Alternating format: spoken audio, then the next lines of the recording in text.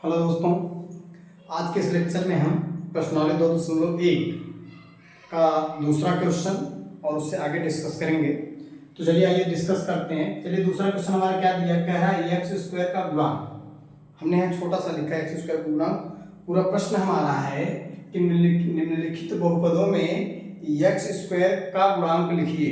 ठीक है, तो यहाँ आपसे गुणांक पूछा गया है। तो सबसे पहले आप देखिए, गुणांक में नाम में ही पता चल रहा है, गुणांक मतलब गुणा करने वाला अंक। अब बात ये आती है किसमें गुणा करने वाला अंक। तो प्रश्न में बताया भैया एक्स स्क्वायर का गुणांक। किसका गुणांक पूछा है?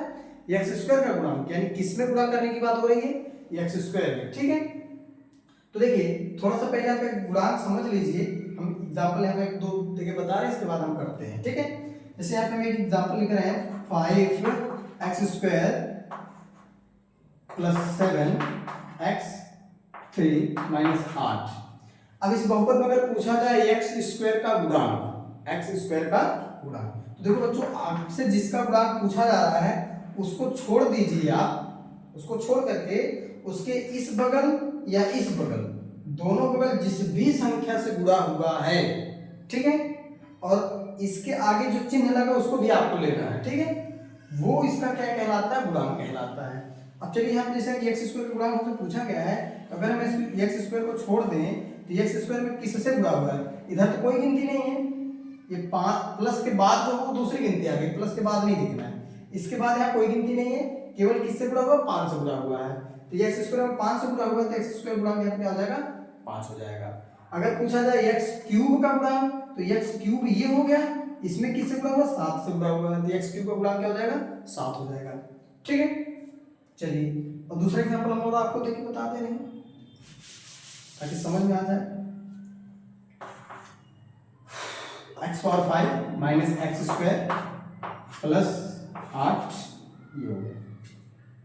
ठीक है, और एक इसी में और जोड़ते हैं x⁴ z कर दे रहे हैं ऐसे।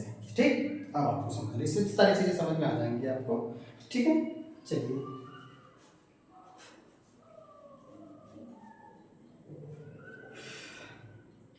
हाँ, तो चलिए डिस्कस करते हैं।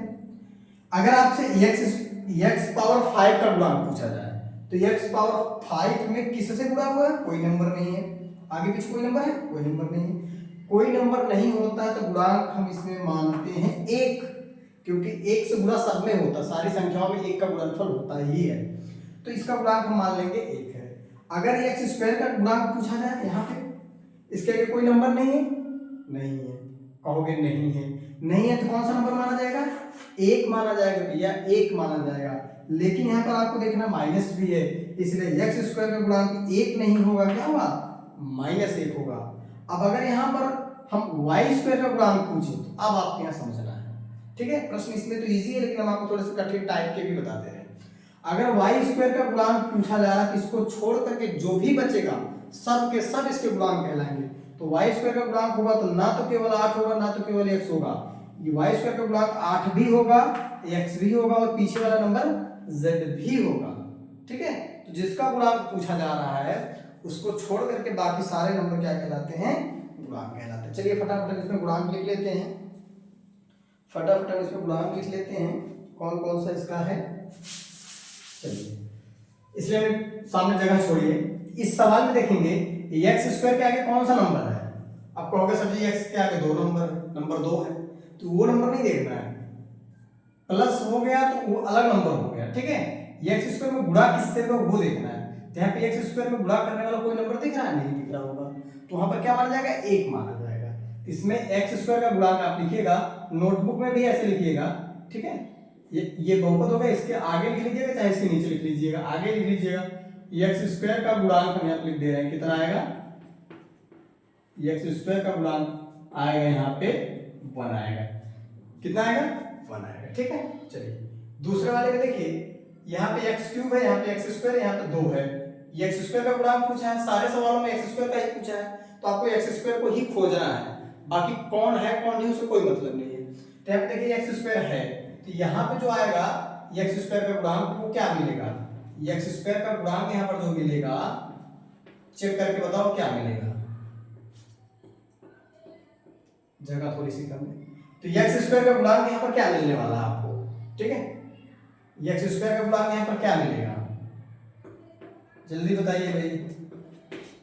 तो आप चेक कर पा रहे होंगे एक्स स्क्वायर का यहाँ पे कोई नंबर नहीं है तो एक माना जाएगा, लेकिन एक से पहले यहाँ पर क्या माइनस है, तो इसलिए एक्स स्क्वायर का जो गुणांक होगा यहाँ पर वो होगा -1।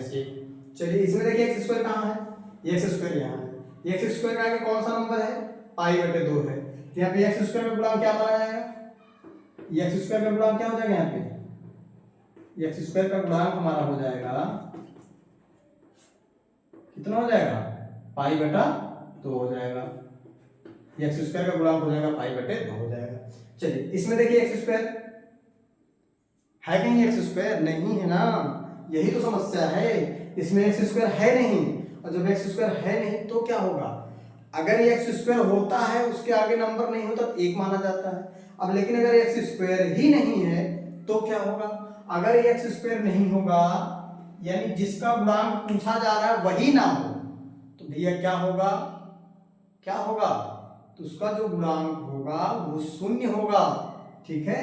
तो एक्स स्क्वायर का गुणांक यहाँ पर क्या माना जाएगा, एक्स स्क्वायर का गुणांक जो होगा आपका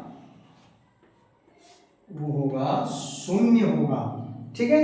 चलिए फटाफट से उसको कॉपी करिए वीडियो रोक करके, इसके बाद हम क्वेश्चन नंबर दूसरा लिखते हैं, सॉरी दूसरा हो गया, क्वेश्चन नंबर तीसरा डिस्कस करते हैं, ठीक है। चलिए क्वेश्चन नंबर 3 में हमारा क्या पूछा गया है, चलिए क्वेश्चन हम पढ़ लेते हैं। अच्छा 35 घात का द्विपद और 100 घात का एक पद। नेक्स्ट क्वेश्चन इसमें हमारा पूछा है कि 35 घात का, आप लोगों के पास किताब होगी, किताब से क्वेश्चन देख लीजिए, हम सॉल्यूशन यहाँ बता रहे हैं। 35 घात का द्विपद का और 100 घात का एक पद का, यानी एक पदी आपको क्या लिखना है, बहुपद लिखना है। तो बहुपदों के जो इंट्रोडक्शन वीडियो उसमें आपको बताया गया है कि बहुपद पदों के आधार पर क्या होता है, घात के आधार पर क्या होता है, एक बार हम फिर से आपको बता दे रहे हैं। घात के आधार पर बहुपद क्या होता है, बहुपद की जितनी घात होती है उतने घाती बहुपद कहलाता है, ठीक है। जैसे ये देखो 2 घाती बहुपद है, ठीक है, ये देखो 1 घाती बहुपद है, और आपका ये देखो 3 घाती बहुपद है, क्योंकि घात देख रहे हैं, इसमें घात कितनी है 2 है तो 2 घाती हो गई, इसमें घात कितनी है 2 है तो 2 घाती हो गया, इसमें अधिकतम घात कितनी है 3 है, तो बहुपद की जो सबसे बड़ी घात होती है घात होती है 3 है, 3 घाती बहुपद हो गया। इसमें घात कितनी है 1 है, 1 घाती बहुपद हो गया। पदों के आधार पर भी बहुपद बताया गया था, अगर एक पद है तो एक पदी, 2 पद है तो 2 पदी, इसमें देखो 2 पद है तो ये 2 पदी बहुपद है, इसमें 3 पद है ये 3 पदी बहुपद है, इसमें 1 2 पद है तो 2 पदी है, 1 2 3 पद है तो 3 पदी है। तो प्रश्न में यही कहा है, पहले तो कहा है घात, ठीक है, तो एक आपको इसमें लिखना है 35 घात का बहुपद लिखना है, लेकिन उसमें पद कितने होने चाहिए, 2 होने चाहिए। तो आपको कंडीशन है तो गिनती कुछ भी लिख सकते हो, गिनती से नहीं मतलब है। x घाती यहाँ पर क्या लिख दे रहे हैं हम, 35 लिख दे रहे हैं, प्लस या माइनस एक पद हम और इसमें लिख सकते हैं, ठीक है। तो आप कुछ भी नहीं लिख दीजिए, हम यहाँ पे 4 लिख दे रहे हैं। 3x पावर 35 प्लस 4, ये हमारा 35 घात का बहुपद है। अगर घात देखो तो सबसे बड़ी घात कितनी है 35 है, पद कितने हैं 2 है, तो ये 35 घात का द्विपदी बहुपद है, ठीक है। यह 35 घात का द्विपदी बहुपद है, ठीक है, क्लियर हुआ। और क्या कह रहा है, अब की क्या कर रहा है, घात कितनी होनी चाहिए 100 होनी चाहिए, घात कितनी होनी चाहिए 100 होनी चाहिए, लेकिन पद कितने होने चाहिए 1 होनी चाहिए, यानी इसमें और कोई भी पद इसमें आप जोड़ घटा नहीं सकते क्योंकि एक ही पद रखना है। लेकिन हाँ गुणा किसी से भी करो, गुणा कर सकते हो या नहीं करोगे तब भी यही होगा। यहाँ पे चलो 5 कर दे रहे हैं, कोई दिक्कत नहीं।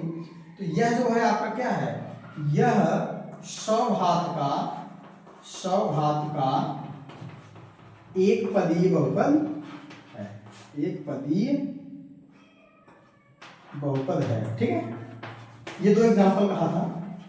अब ये आपको अपने से लिखना है, ठीक है, ये आपको अपने से लिखना है इस तरह के, यानी 35 घात का द्विपदी बहुपद लाखों लिखा जा सकता है, यानी ढेर सारा लिखा जा सकता है, और 100 घात का एक पदी भी बहुपद बहुत लिखा जा सकता है।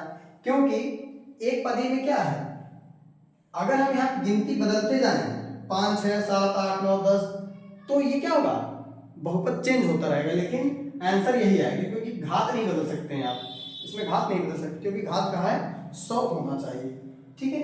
चलिए नेक्स्ट क्वेश्चन हम इसमें डिस्कस करते हैं, क्वेश्चन नंबर 4। ऊपर का इरेज करते हैं, क्वेश्चन नंबर 4 डिस्कस करते हैं। वीडियो रोक करके आप पूरे क्वेश्चन सॉल्यूशन आराम से लिख लेंगे।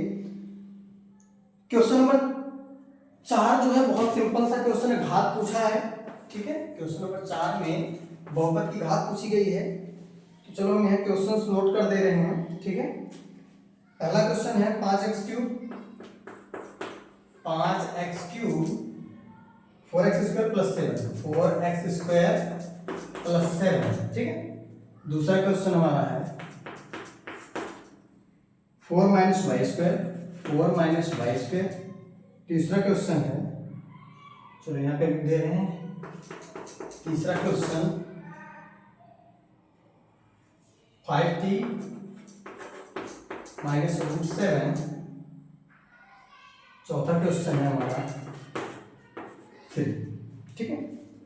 चलिए फटाफट कर लेते हैं, क्वेश्चन और बस उसको भी करना हमें। बहुपद की घात बतानी है, तो बहुपद की घात के लिए भी इंट्रोडक्शन में बताया गया है, कोई भी बहुपद रहेगा उसमें चर जो होगा x होगा चाहे y होगा, कुछ भी होगा।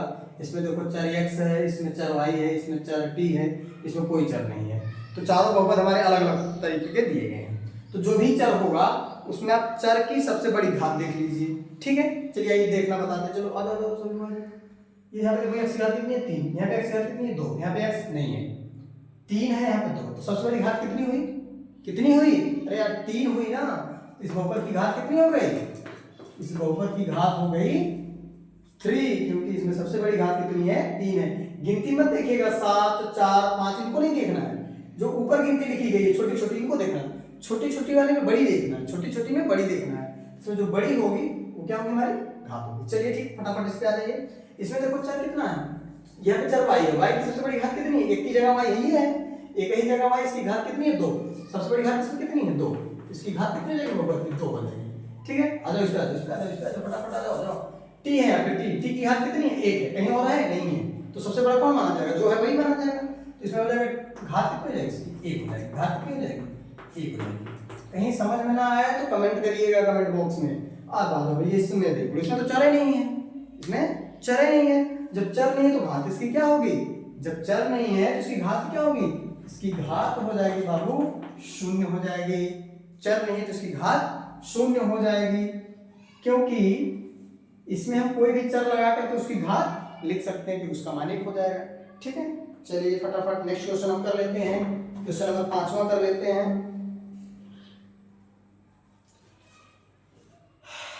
बाबू गर्मी बहुत है। चलिए नेक्स्ट क्वेश्चन हम देखते हैं, क्वेश्चन नंबर 5, क्वेश्चन नंबर 5, ठीक है। क्वेश्चन हम नोट कर रहे हैं, देखिए क्वेश्चन हम नोट करते हैं, इसके बाद बता रहे हैं कि इसमें पूछा क्या गया है, ठीक है। x², चलो बताते चल रहे हैं। इसमें बहुपद में पूछा है कौन कौन से बहुपद रैखिक हैं, कौन कौन से द्विघाती, कौन कौन से त्रिघाती, यानी बहुपद का प्रकार पूछा है बाबू, ठीक है। वो भी किसके आधार पर, घात के आधार पर,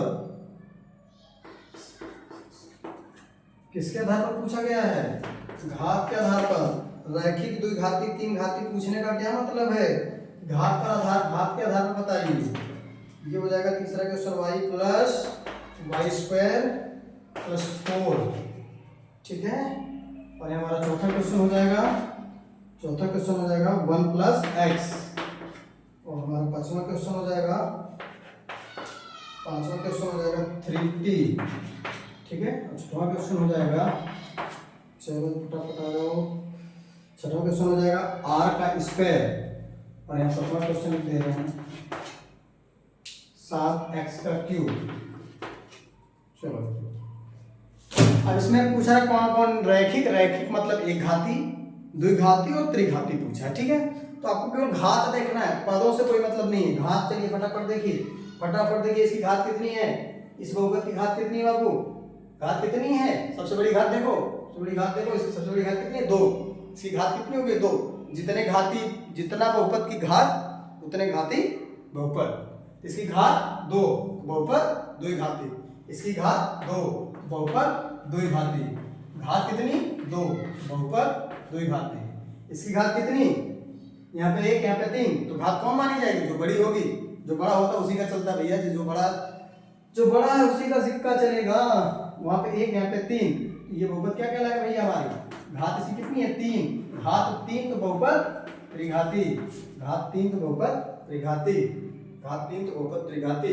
यहाँ पे घात देखो फटाफट, यहाँ पे 1 यहाँ पे 2, सबसे बड़ी घात कितनी है 2, तो बहुपद 2, घात कितनी 2, घात 2 तो बहुपद द्विघाती, घात 2 तो बहुपद द्विघाती, घात 2 तो बहुपद द्विघाती, घात 3 तो बहुपद त्रिघाती, घात 3 तो बहुपद त्रिघाती, घात 1 तो बहुपद एक घाती, घात 1 तो बहुपद एक घाती, इसमें घात कितनी है 1 है, तो इसको एक घाती को हम कहते हैं रैखिक। क्या कहते हैं, रैखिक। एक घाती मतलब रैखिक। यहाँ पे क्या है 3 टी की घात कितनी 1, एक घाती मतलब रैखिक, एक घाती मतलब रैखिक, एक घाती मतलब रैखिक। आर स्क्वायर, आप टी वाई एक्स से कंफ्यूज नहीं होंगे, चर बदलता जाएगा, चर से कोई दिक्कत नहीं है। आर का मतलब एक्स ही समझ लो, टी ही समझ लो, तो आर का घात है तो मतलब क्या घाती बहुपद है, घात कितनी है 2, घात 2 मतलब बहुपद, घात 2 मतलब द्विघाती। अरे भाई ऊपर तो बताए हैं, घात 2 मतलब द्विघाती, घात 2 मतलब द्विघाती। 7x cube, 7x cube, x की घात कितनी 3, x की घात 3, तो बहुपद कितना हो गया, घात कितनी होगी इसकी 3, घात 3 तो बहुपद त्रिघाती, घात 3 तो बहुपद त्रिघाती, घात 3 तो बहुपद त्रिघाती। इस तरह से भैया हम लोग हंसते खेलते पूरा ये एक्सरसाइज 2.1 कंप्लीट हो गया। अब इसको नोट्स बना लीजिए, साथ साथ पढ़ते चलते हैं। जल्दी ही मिलते हैं नेक्स्ट वीडियो में। थैंक्स।